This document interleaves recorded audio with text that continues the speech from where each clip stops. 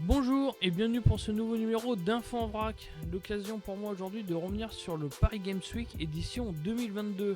Le salon avait disparu suite au Covid pendant 2 ans et donc du coup là c'est l'édition Restart, c'est le retour du salon. Donc ça fait vraiment plaisir, mais le salon c'est pas que acheter des sandwichs à 7€ ou se lever à 4h du matin, c'est aussi se balader dans les allées, rencontrer des gens et essayer plein de jeux. Allez, c'est parti, je vous en parle maintenant.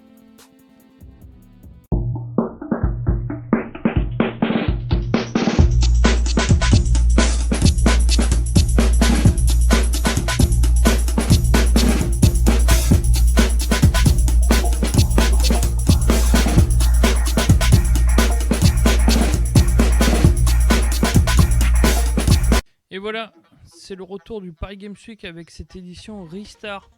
Donc du coup, ça a été l'occasion de se rebalader dans les allées de ce salon.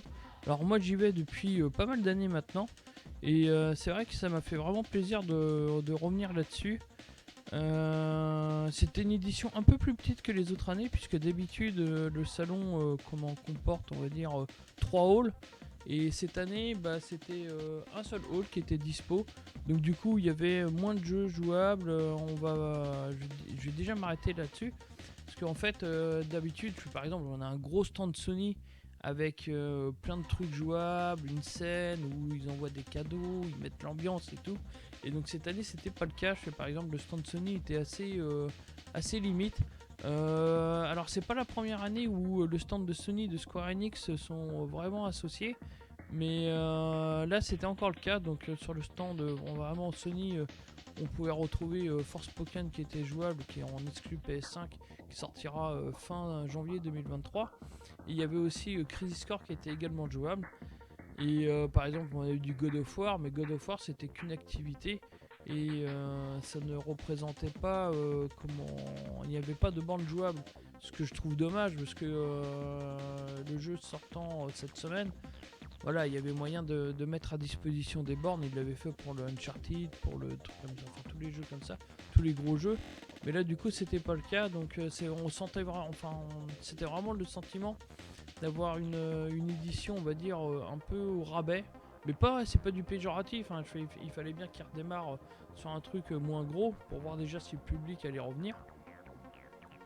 Et c'est vrai que du coup c'est le point le plus négatif du salon, c'est ça. En fait, c'est le fait que du coup il y avait moins de jeux jouables.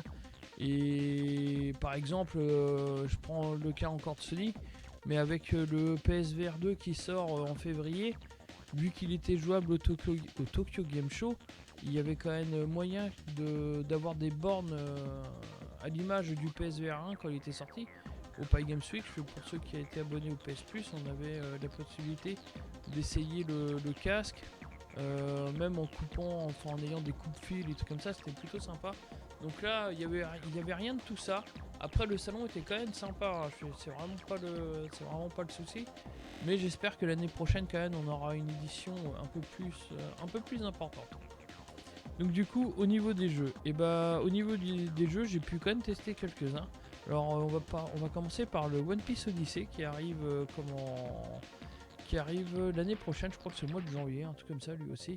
Et plutôt content de ce que j'ai pu essayer au salon. C'était le jeu. Le jeu est plutôt sympa. C'est un peu comme je trouve qu'il ressemble un peu à Fairy Tail, mais en beaucoup mieux. Il y a un RPG Fairy Tail qui était sorti il y a 2 ans de ça, je crois, un truc comme ça, et qui avait des bonnes qualités au niveau du gameplay, mais beaucoup moins au niveau de la mise en scène et de la narration, avec quelques points vraiment très négatifs. Mais le One Piece là, de ce que j'ai vu sur la jouabilité, sur la façon des combats et tout ça, on part vraiment sur du RPG pur et dur, et donc moi j'aime bien. Et par exemple du côté de chez Sega, le stand de Sonic était également lui aussi fort sympathique, puisque alors Sonic Frontier, franchement j'étais pas super hypé par le truc. Je trouvais que graphiquement c'était moyen, ça m'inspirait pas extrêmement confiance. Alors graphiquement c'est toujours pas ouf, c'est pas incroyable, c'est pas ultra joli, mais le jeu est quand même vraiment sympa.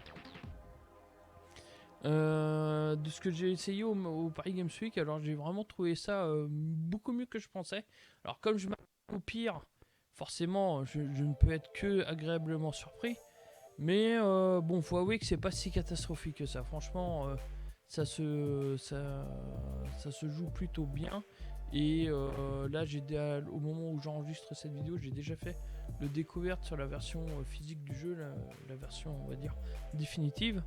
Et ouais, c'est pas si catastrophique que ça, franchement. Et puis en plus, le stand était sympa puisqu'il permettait d'avoir des activités un peu rigolotes comme taper sur des buzzers le plus vite possible. Si on faisait un beau score, on avait une jolie paire de lunettes qui était offerte, donc ça c'est plutôt sympa. Et si on faisait un excellent score, on pouvait même gagner une peluche. C'était aussi l'occasion de faire des photos avec Sonic, de faire un petit check ça c'est le genre de truc sur les stands où je trouve ça plutôt toujours sympa d'avoir pas que du gaming mais d'avoir des à côté. Après tout, c'est pour ça qu'on va sur un salon, c'est pour rencontrer des gens, pour essayer des jeux et pour les activités annexes qui sont liées à ces jeux. Sinon on télécharge la démo sur la console et puis c'est bon quoi.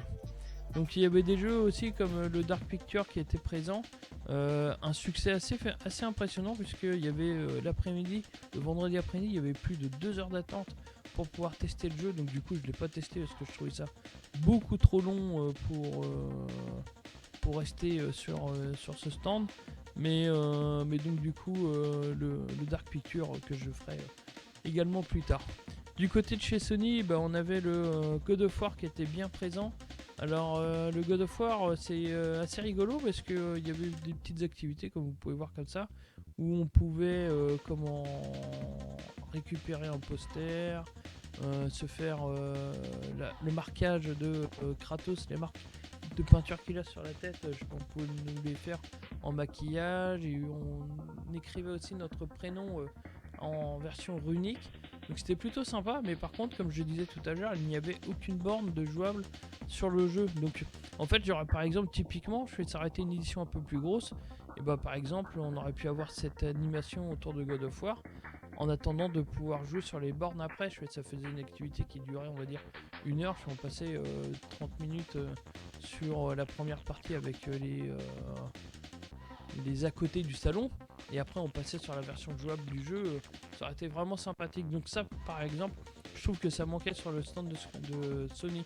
Que le God of War jouable, ça aurait été vraiment top. Du côté de chez Square, et du coup on avait Forspoken et Crazy Score qui étaient jouables. Et donc là c'est pareil, c'était plutôt intéressant parce que alors pour Forspoken je suis plutôt mitigé sur le truc parce que je trouve que la caméra typiquement a du mal à vraiment suivre. Enfin, je trouve un peu la caméra brouillonne. Mais après, c'est pareil, quand on essaye, là on était plongé au cœur du truc. Évidemment, quand on va prendre le jeu dans son mode de base, on va prendre les déplacements au fur et à mesure, ça va être quand même beaucoup plus pratique, beaucoup plus facile. Mais c'est vrai que après graphiquement le jeu est top, c'est vraiment magnifique. Mais au niveau du gameplay, j'attends de voir la version définitive et à voir ce que ça donne au moment de faire le jeu. Par contre pour Crazy Score, lui, nickel probe. Alors là, lui, il est au poil. Le jeu était... Alors graphiquement ça passe vraiment très bien. Ce qui est marrant, c'est qu'il y a quelques années de ça, début 2016 ou 2015, un truc comme ça, il y avait eu Type 0 qui était sorti en version HD sur PS4, qui était là pour attendre en fait le FF15. Et le portage, c'était vraiment un portage feignant. Graphiquement, c'était vraiment pas très beau, mais bon, comme le jeu n'était jamais sorti en France, bon, on va dire j'étais quand même content de le faire, surtout qu'il est vraiment très bon. Mais Crazy Score, ça n'a rien à voir. C'est un jeu qui vient de la PSP également, mais le portage est quand même nettement plus joli. Ça passe super bien sur la télé. La jouabilité, elle est top. Moi, je me suis régalé. J'ai vraiment retrouvé mes sensations de jeu. Le seul petit hic, c'est que la roulette la roulette n'est pas apparue en grand en plein écran comme elle apparaissait sur la version PSP. Alors je sais pas si c'est dû ce passage-là du jeu en particulier ou si c'est un changement qu'ils ont opéré sur le level design ou tout comme ça, mais bon, à voir. Et du coup, après, bah, on a eu le droit, après quelques balades. On est passé chez, je suis passé chez Xbox. Et donc du coup, du côté de chez Xbox, alors il y avait de l'ambiance. Et il y avait des jeux qui étaient comment jouables, comme Plague Tale, comment Requiem, Lies of P. Alors Lies of P, je l'ai essayé, j'en ai bavé, mais bon, c'était plutôt agréable. Après, c'est pareil, comme Xbox n'a pas de gros jeux arrivés prochainement, enfin, cette année ça a été un peu calme quand même au niveau des sorties, donc du coup, mais le stand était quand même sympa, il y avait du Forza Horizon 5, enfin, il y avait les valeurs sûres de chez Xbox, donc, et puis l'ambiance était cool, le côté canapé et tout ça, petit fauteuil gaming pour tester les jeux, c'était plutôt agréable. Après du coup on passe du côté de chez Nintendo, et donc du coup Nintendo eux, et bah c'est pareil, je suis plutôt déçu du truc, parce que alors il y avait du Bayonetta 3, il y avait un magnifique Lego comme vous pouvez le voir chez le Bowser, alors il y avait aussi une série S chez Microsoft, mais le Bowser là en plus il est animé, enfin il est vraiment magnifique, il fait 650 000 pièces pour un poids de 4 tonnes. Et c'est vraiment une belle construction. Alors vous savez que j'aime les Lego, hein, je fais assez de vidéos comme ça. Mais c'est vrai que hormis ça, bah, plutôt grosse déception, parce que tout comme pour Sony où il n'y avait pas le God of War de jouable, et bah ma fille par exemple typiquement, elle voulait jouer à Pokémon Écarlate qui arrive à la fin du mois. Et bah, il n'était pas jouable au salon, donc c'est pareil, comme c'était une édition un peu plus petite. Comme je vous le disais, il y avait moins de bornes de jeu, et donc du coup bah, le Pokémon n'était pas jouable sur le stand de Nintendo, donc ça c'est plutôt je trouve plutôt dommage. Ça fait partie des petits points négatifs de cette édition. Après tout ne peut pas être parfait, mais bon, c'est pour revenir plus tard l'année prochaine sur une version maxi avec plein de bornes à jouer et tout ça, et ça sera encore mieux.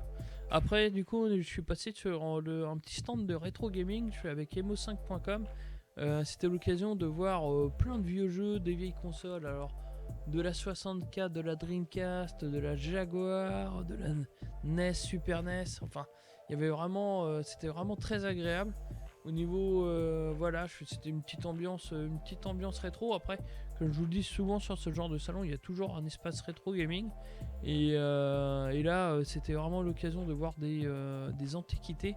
Il y avait même une console, une V-Trax ou un truc comme ça, que je n'avais jamais vu en vrai. Donc du coup, c'était vraiment l'occasion de pouvoir aussi s'attarder sur l'histoire du gaming. Et pour les plus jeunes qui ne connaissent pas forcément toutes ces vieilles consoles, c'est quand même un peu rigolo de voir comment c'était avant, et comment c'était graphiquement, comment nous à notre époque, ou même pour les plus vieux, et comment ça passait quoi, ce qui n'était pas forcément évident. Donc du coup voilà, c'est mon petit tour du Paris Games Week. J'espère que ça vous a plu. Là je vais vous laisser sur mes photos du salon. Je fais avec des petits trucs rigolos, comme le logo de la Dreamcast qui traîne chaque année. Je vous retrouve de toute façon très rapidement pour d'autres vidéos. Il va y avoir bientôt le découverte sur Sonic Frontier qui va arriver, le découverte sur God of War, enfin il y a pas mal d'actu pour cette fin d'année. Et donc du coup encore une fois merci de m'avoir regardé, et puis ce fut un salon fort agréable, et j'ai été également très content de voir des membres de la team Game One, et également des personnes qui tweetent avec moi régulièrement. C'est toujours sympathique de croiser du monde et de parler de sa passion dans les salons. Bon je vous laisse, et puis encore une fois merci de m'avoir regardé. Allez, salut!